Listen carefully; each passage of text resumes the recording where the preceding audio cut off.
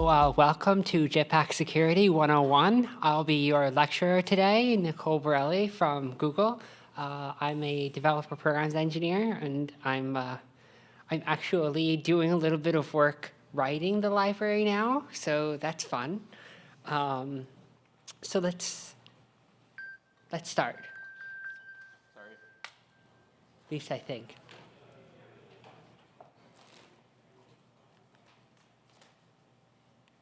Okay. Now.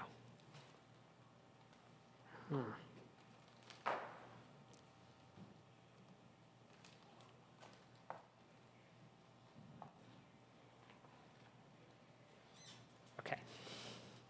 So, what we're going to talk about today. We're going to talk about these great things.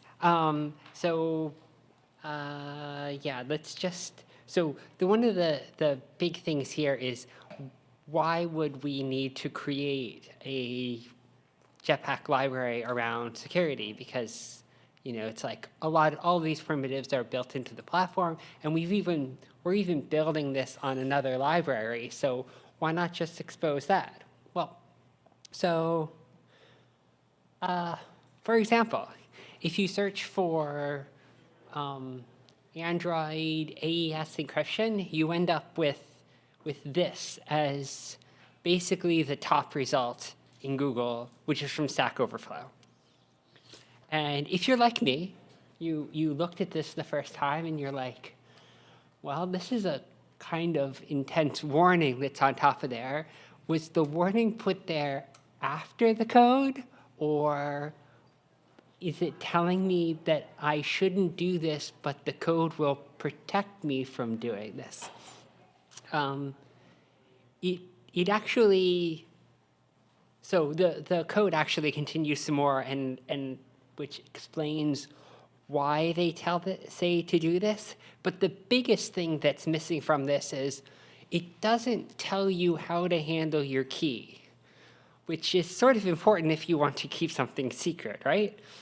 So that's primarily why we decided to build this library, so that encrypting data in files or with shared preferences could be a little more straightforward, and you wouldn't have to try to figure out how to roll your own.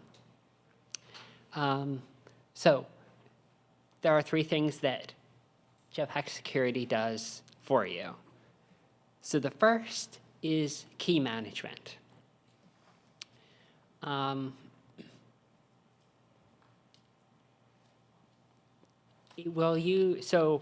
Jetpack Security stores your key. Make sure that it stores your keys in AndroidKeyStore.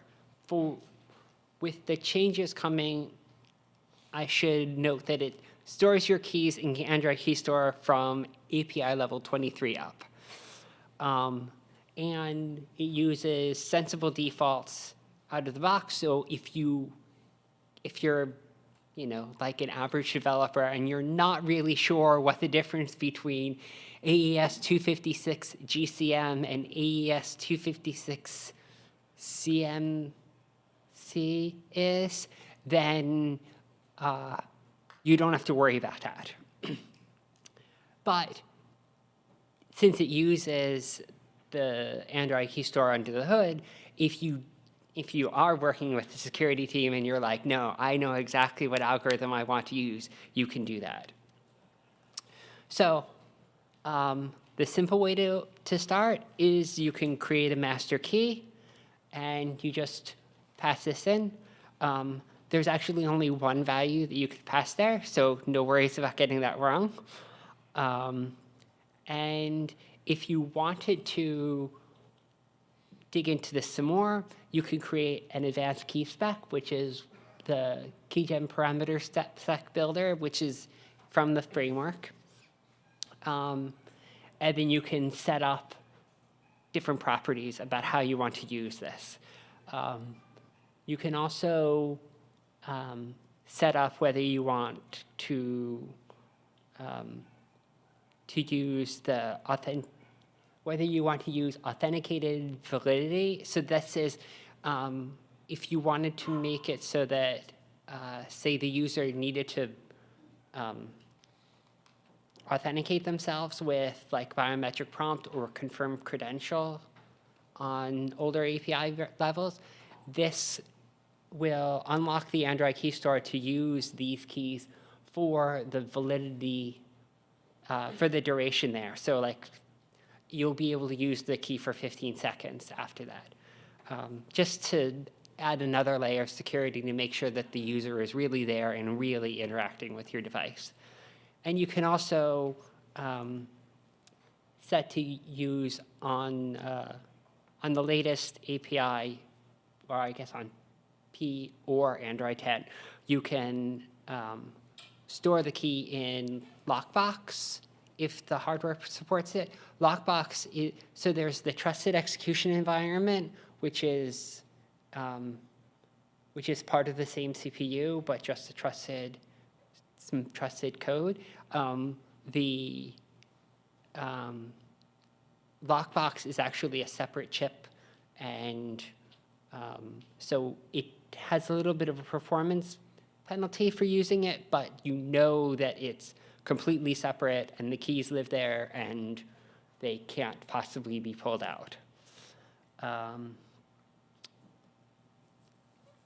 So key authorization, yeah, this is what I was starting to talk about before, where you can set the authentication required, the timeout, to like 15 seconds or some number like that. And this will, then you'd have to unlock it with something like biometric prompt. To use biometric prompt, pretty straightforward.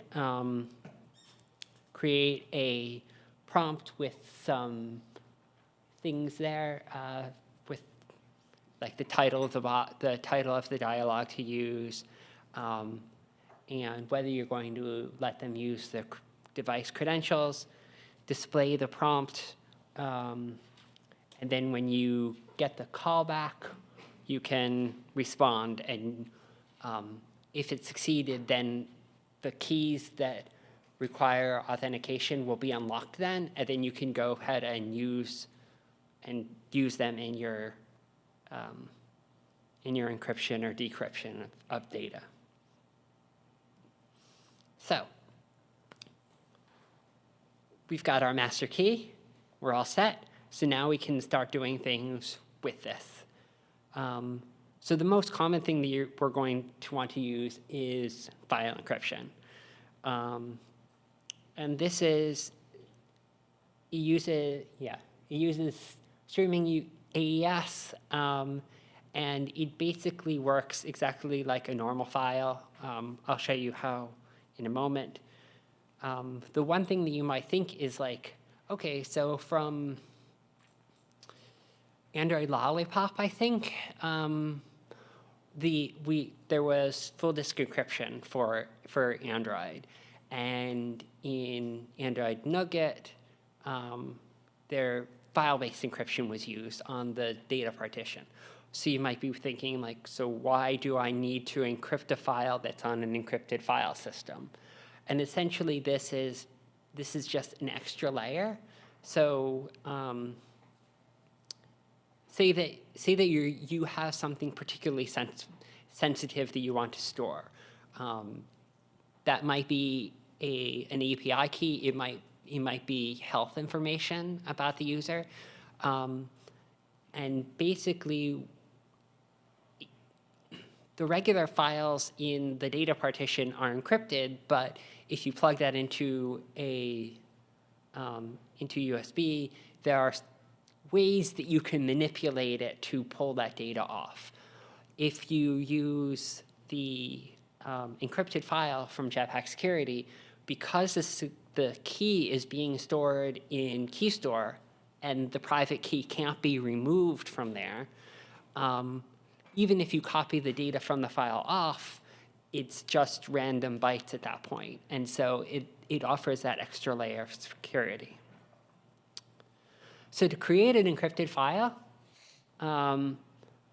you say you create a normal file, and you use this builder where you provide the file, the application context,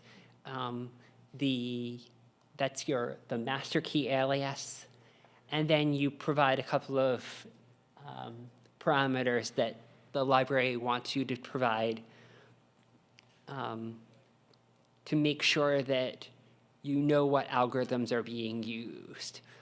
You'll see this a lot through the library where you have to pass in an encryption algorithm and spec to use, and you might think, well, but I'm not really sure which ones to use.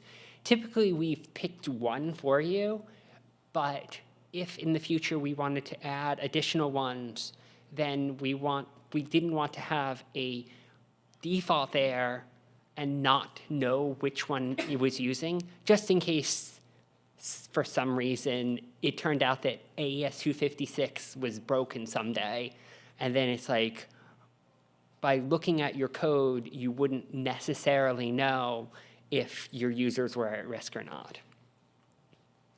So we build this, and we get an encrypted file, and then we can just open a file output or open a file input, and these are just input and output streams. And so all of the normal things that you'd use work perfectly.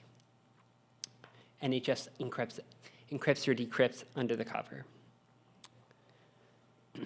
Another thing that we have is encrypted shared preferences. So it basically uses shared preferences as the implementation, but it encrypts the keys and the values. And it encrypts the keys deterministically, and then it uses that to encrypt the value. This is mainly so that we can support the lookup without having to decrypt all of the objects. So using encrypted shared preferences is similarly simple to using the encrypted file.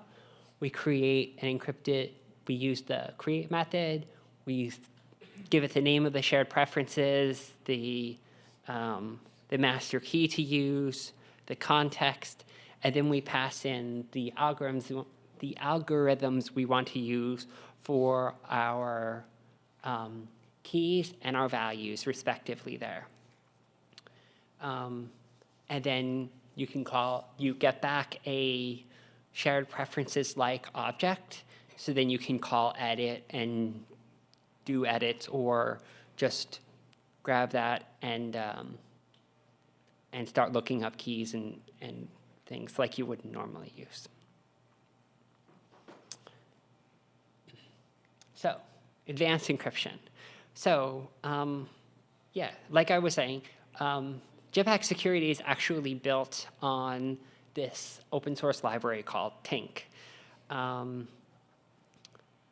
This is available across a bunch of different platforms.